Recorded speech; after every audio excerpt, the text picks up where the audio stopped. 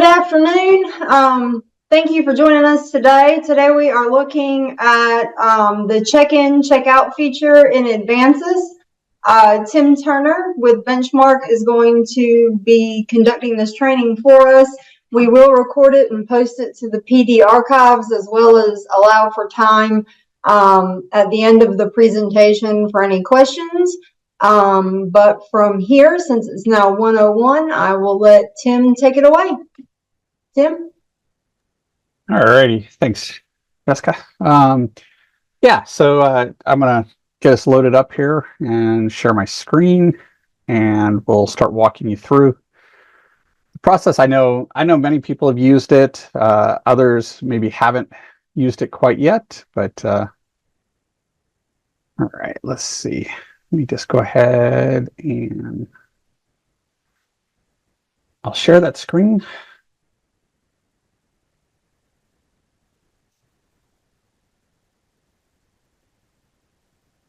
Okay, everyone should be seeing, the staging demo site here with the dashboard. Yep, looking good, Tim. All right.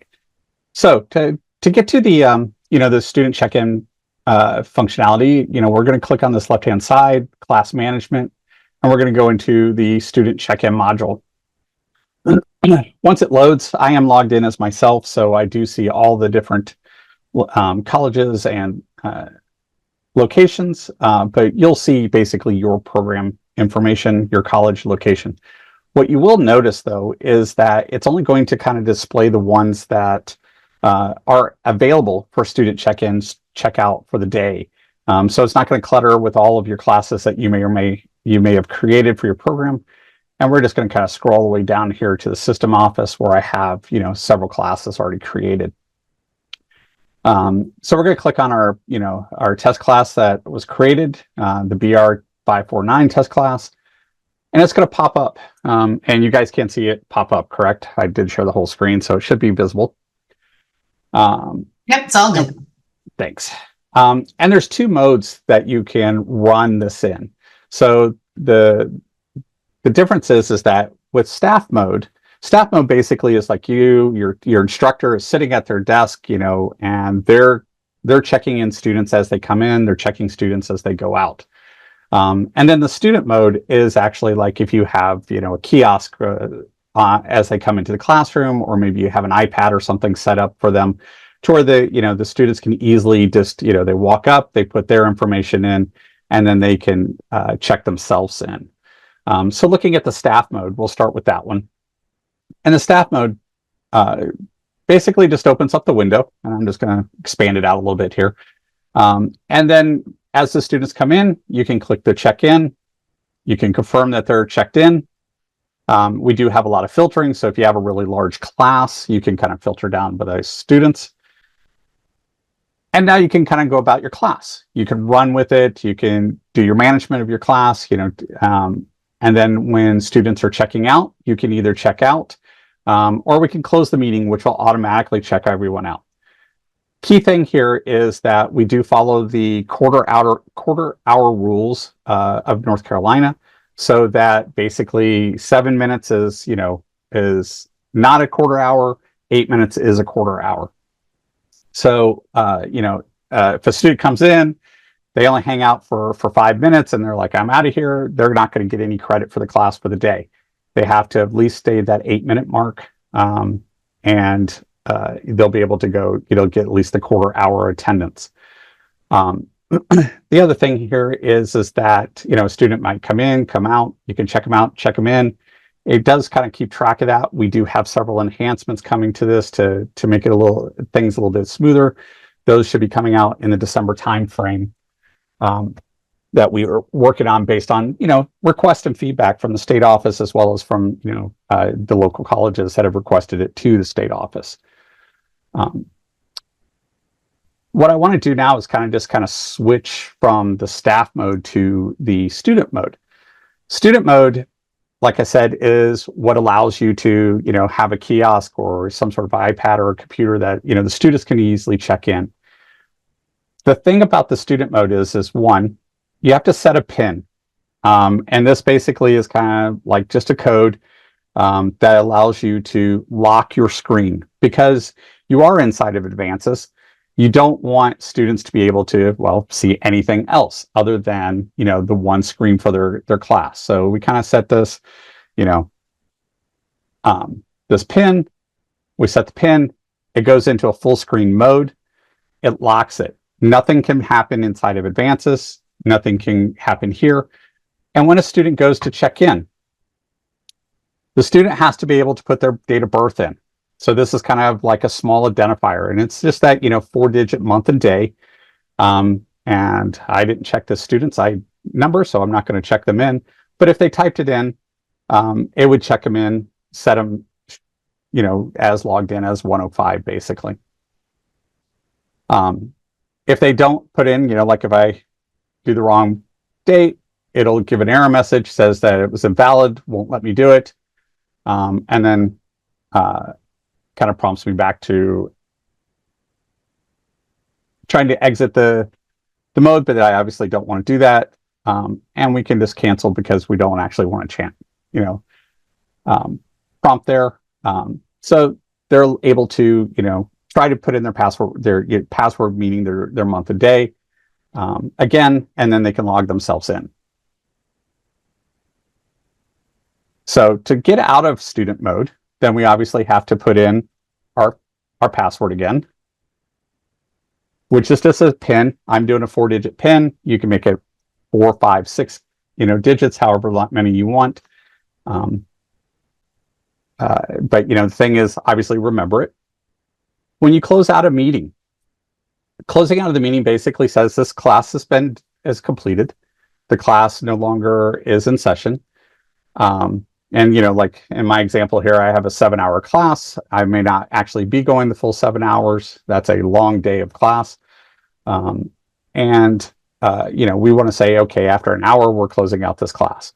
It will exit all the students as of that time, even if they haven't checked out prior to that, and it will close out the class so that, then you can go in through the approval process and, anything you need to do as a normal. The one thing about closing out the classes is if you do close out early, there's 2 things that is prompts when you're closing out. Is one, you have to put in your email address. This is the email address that's on your user record, or whoever, obviously opened the class up for student check-in. And if you're in one of those locations that, uses, the SSO, the Azure AD, or the Okta, it is the email address that we have in the primary email address for your, for your user record. It's not, I think some of the Okta users, they have like a special, value, which is kind of like your employee number or something like that. That's how you log in.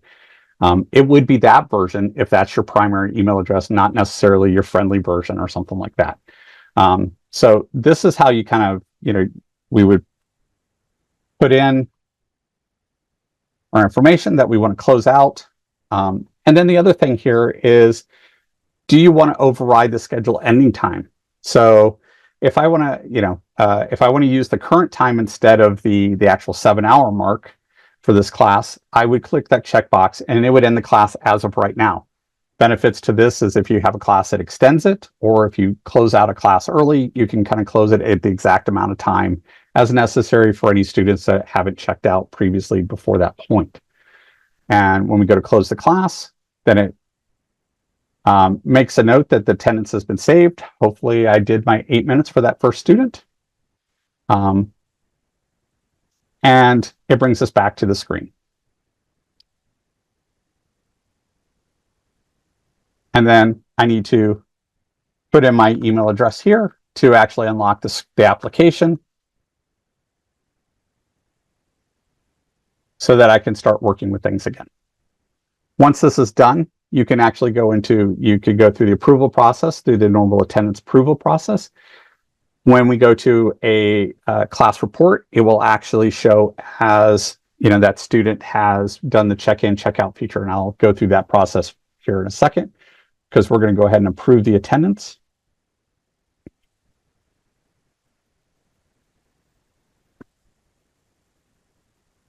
And I'm going to pause sharing for a second just so I don't accidentally display anything here. But is there any questions while I'm going to the approval stage? So far, I haven't seen anything in the chat, but yeah, like Tim just asked, if you have any questions, feel free to type in the chat. You can also raise your hand and mic yourself if you have any questions. But yeah, so far, none that I can see, Tim. Okay, great. Oh, and there we go. Tracy's got a question. Go ahead, Tracy. A lot of the instructors have been stating they have issues when they try to check out during the student check-in mode. I know you just mentioned that the email is up there to lock it, so that's the only screen they would see. Mm-hmm. So that's one of the things, because they kept saying, why can't I keep putting my email in? So that does make sense. So I can explain that to them, and I can send them this video once you download it. The next question is, though, when they go through the email and they hit close, when they go through the email and they start checking the students out, and then they try to close, sometimes they're saying that it will not close the session. Okay. It will not save the hours. And they have small classes. They have maybe the most that come to class might be 11, but they leave at different times. Okay. I do know that there are a couple of updates in regards to closing out a class that are coming. And I think that situation tends to be when it's closed out prior to the class ending, and they don't click that checkout, that checkbox. Okay, so if it's 8:49 and the class closed at 9, so they would still have to check the box. Yeah, because what it will do is then count to that 9 o'clock and wait for them. But what we're wanting to, one of the changes we're making is that it'll actually check them out as of the end of the, basically that whole time slot for the class. I would have to look at the specific bug that's being worked on, but I do remember that being a request. Okay, and then if they try to check them out at 9:01, it won't close out because it's after class. If they close out the class, it should go as long. I mean, obviously you have to do that. If you go past the time of a class, you definitely want to do that checkbox so they get that extra credit. Otherwise, it'll just do the exact amount of time for the class. Okay, so they need to do the checkbox. Okay, I see what you're saying. Yeah. It may be why. Okay, so that answers that part. Okay. Okay, thank you. Sure thing. Okay, well, you and Tracy were talking, Tim. We've got a bunch of questions in the chat. Do you want me to read them aloud, or do you want to just go for it while I'm sitting here pulling this up? Okay, so from Karen first, for large classes of 30 plus students, what if it takes longer than 8 minutes for the instructor to check in the students? That would make some of the students appear as attending 2.75 hours and not the 3 hours for a 3-hour class. I'm going to defer that one to Jessica. So if for whatever reason it took longer to get the student logged in, the instructor can go under, is it enter hours or review hours, Tim, and make that correction? Enter hours. They could go under enter hours. Yeah, they'll just pull their class up and make that edit to it before it goes for the final approval. So instructors do have the ability to edit that time under the inner hours section. Okay, thank you for that. So the next question from Ashley is, are the student IDs always displayed beside the name for the student self-check-in, or can they be customized to not display? Currently, they are displayed, but we could, obviously the state office could put in a request to hide that if necessary. Okay. The next one from Amber, and maybe if I understood correctly, this is what Jess was talking about before for fixing. For students that may arrive late and forget to check in, how would that student's attendance be updated? Can they use that same feature you just mentioned, Jess, for more about it taking too long? Yep. 8 minutes? Okay. Okay, excellent. So that answers Amber's question. And then again from Karen, do instructors have the ability to use check-in, check-out if they have cross-listed classes? For example, one class is 2 sections meeting at the same time with different class names or a different funding model. So in that instance, I would recommend just using the sign-in, sign-out sheet, because theoretically you could, but you would need to have, to make it efficient, you'd have to have basically 2 computers open, or you're going to have 2 windows open. I guess if you used it as the instructor doing it, then that would work. But if you wanted the students to be able to check in, check out, I think that would get too confusing for them. Yeah, it definitely would. I mean, in theory, you could use 2 different browsers, but because the screen's being locked up for that single session, you wouldn't actually be able to display both of them. So yeah, two devices, or have the teacher do it would be your best bet there. Okay, that makes sense. And then finally from Blanca, if instructors do edit their time under the enter hours page, do we need to keep documentation for compliance for those edits? If you're just changing like time in, or you're just changing time out, then that's fine. If you are adding time after the, like, not through the check-in, check-out feature. So let's say I come into class late, I don't check myself in. You are reviewing your attendance at the end of class, and you realize that I did not, sign in or sign out using the electronic method. You need to have a sign in, sign out sheet for me, because I'm not going to have an asterisk next to my time because it was manually entered by the instructor. So I won't have that asterisk that shows that I use the check-in, check-out feature. Okay.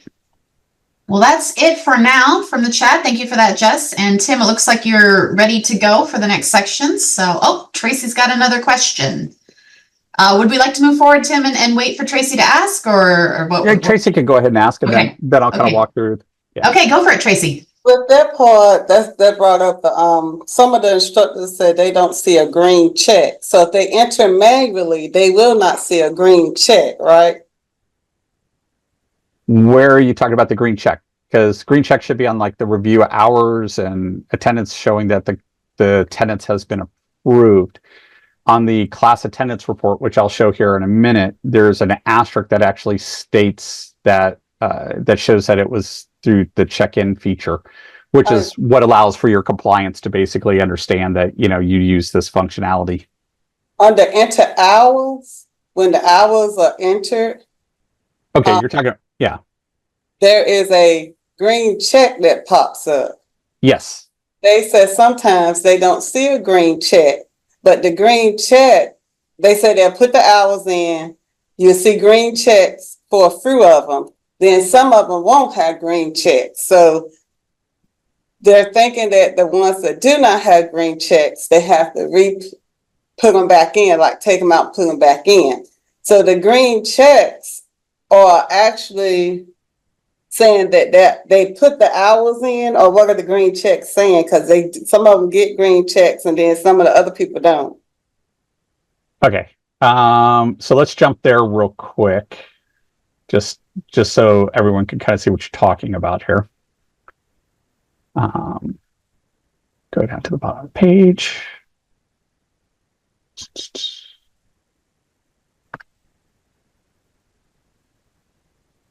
All right, so let's actually go to my class here that I was testing, and I actually did not put that student in long enough. So as we can see here, I'm just going to click here and go to the actual student information. So what you're actually talking about here is when you go and put, like 5 hours right here, there's this green check that appears. Right, and someone says some of the people show green checks and some of the people don't show green checks, and they want to know why, because they thinking the ones that don't show green checks are not. I mean, generally speaking, if you're putting in, hours here, if you type the number, tab, whatever, click off of it, you should always see that green check. That green check means that the save was successful. If you see, like the little warning sign, that means that there's a warning with it, but the save was actually successful. And those warnings tend to be like, that they have too many hours and they haven't tested, things like that. But if you see like the little icon or nothing, it is potential that it didn't save. So I would always recommend that, and you can always, you don't have to you don't have to delete it or anything. You could just kind of basically type it again, or, it may be easier to double check it, change it out. It's probably, you can't see it there, but as I'm typing it, it kind of does bounce them back and forth. So you do want to make sure that when you're typing in these attendance hours that you do get that green check to ensure that the attendance was saved properly for you. Thank you. Mm-hmm. Okay, so just kind of going back, I'm actually going to work with one of our other students because I didn't wait my full 8 minutes before I exited that class, so I apologize. But what we're going to do is kind of just look at this this one class here where Melissa had done one, some time back. And actually, no, I'm going to skip down here because this is one with me playing earlier. So I'm going to go ahead and approve this. I'm going to approve the class and the attendance hours there. I'm going to submit. And we can confirm that, I've successfully done my hours. And then we'll go and pull up the class attendance report for that class, and we can kind of see, here's all those hours that I just put in that we were just looking at as well after it refreshed. But we're going to kind of skip that at the moment. And we'll come down and we'll open up reports. We'll go to our supplemental reports. And we'll click the class attendance report right here. And I'll go down to my system test office again. Oops, went a little too far.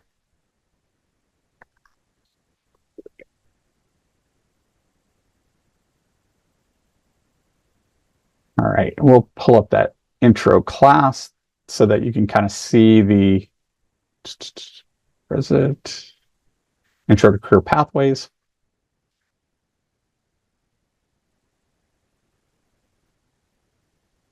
So when we kind of look at this class, we can see on November 18th, there's 0.25 hours that was entered by me, as you can see by the attendance prover.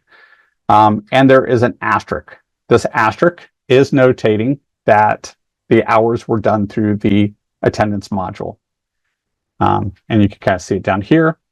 And this is what helps with compliance, noting that you use this functionality for tracking the time. So you do, according as Jessica stated, you don't have to have that that check-in, check-out sheet. But if you were to do regular attendance, or if you were to modify that to where it wasn't, the attendance hours, and it does not have that asterisk, then you would need to make sure you have that check-in, check-out sheet according to state policy. So.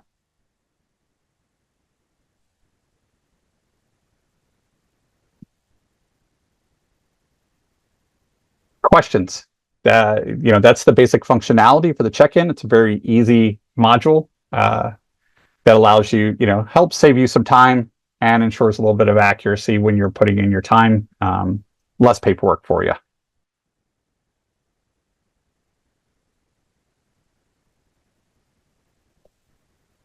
Anything I need to recover?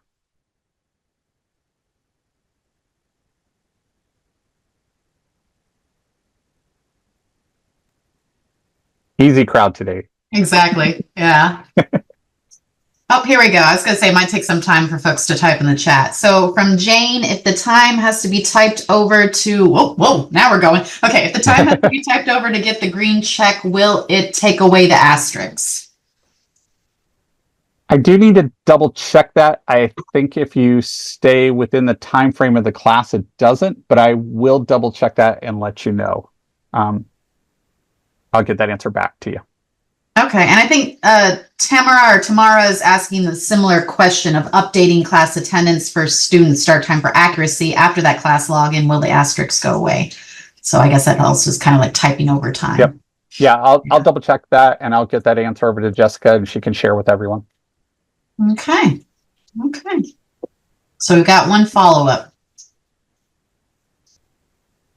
Any other questions? Feel free to type in the chat or raise your hand. Tim is here for you. That's right.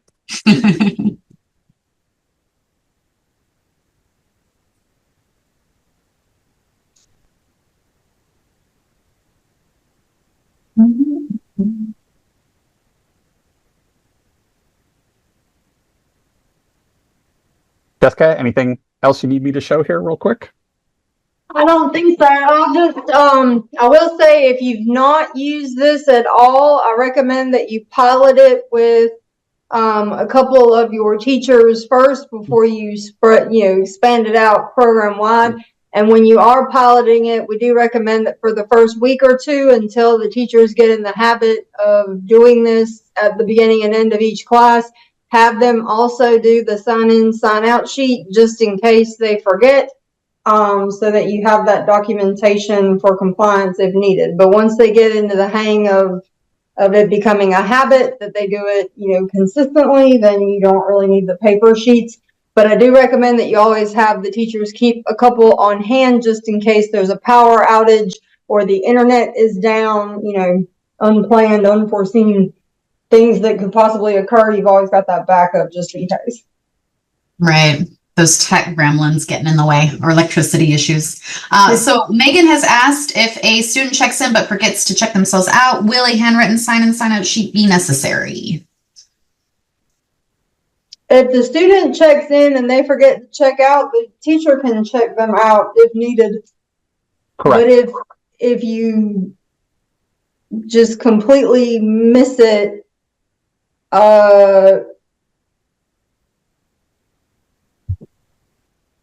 you may want to sign in, sign out. It depends how it gets caught, I guess.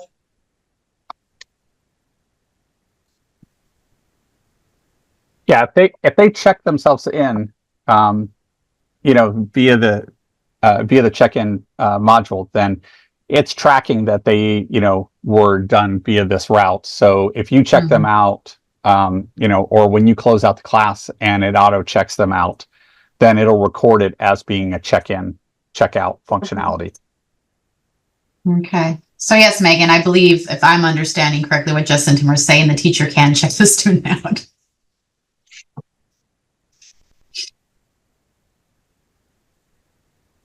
Okay, any other questions? We're ending a little early, or a lot early, so we'll certainly give you a couple more moments to type in the chat if something pops in your head, or raise your hand.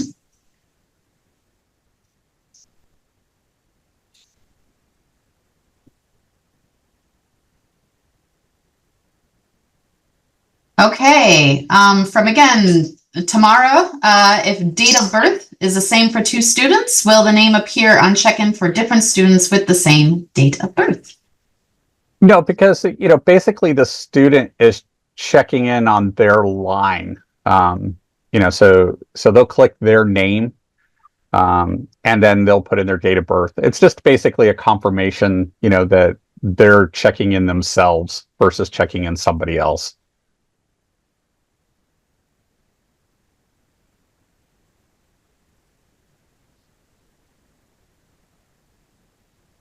Okay.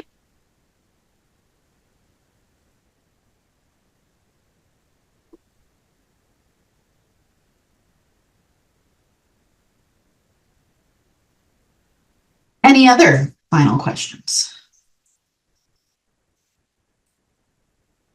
You explained it so well, Tim. But this would be downloaded to the community college system?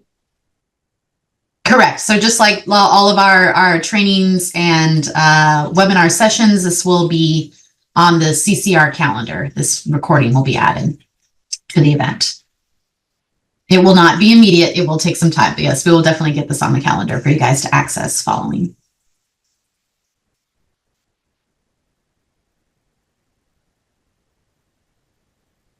Any other questions? Okay, well then I will take a moment. Maybe you'll come up with some questions while I am unabashedly advertising for the PD team. So I did plop into the chat, I guess it would be our final webinar or final just PD offering for 2024. We have relaunched our COABE webinar series. We unfortunately could not run session 2 or 3, but we are relaunching it. And this one is going to be on digital scavenger hunts and generative AI and how that can help us create those digital scavenger hunts. The presenter, Megan, she's from Caldwell. It looks like a really, really exciting and engaging session. So I highly recommend that you register and sign up for it. If it agrees with your schedule this Thursday. There we go. And now Crystal's got a question. I knew we would come up with some questions while I'm advertising. So Crystal has asked, is there any expected issues with computers used for student check-in that go to sleep during the interim between users or uses?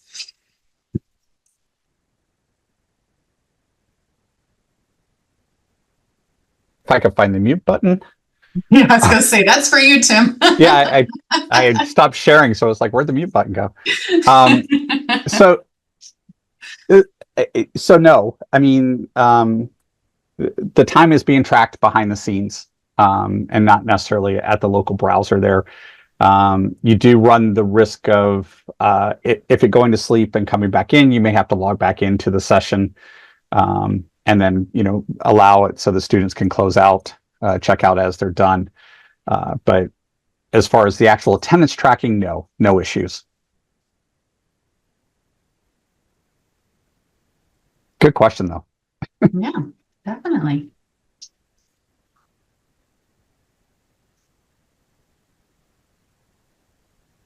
Okay, any final questions? 20-minute advances timeout still applies? Crystal, to follow up on that, does the 20-minute advances timeout still apply? Yeah, so when you're in the student mode, no, it doesn't. Okay. It will keep that session alive while you're running in that mode.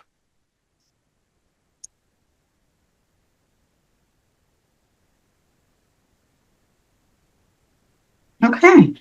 So I know Jess has communicated with me that we might be offering some more of these targeted advances trainings in the following year in 2025 based on need and I guess, looking at where issues are occurring. So look for those being advertised from our listserv and on our CCR calendar. So I think I'm going to wrap this up unless there's anything else, Jess, that you want to share or Tim that you want to share or someone has a burning question that just popped up. I don't have anything.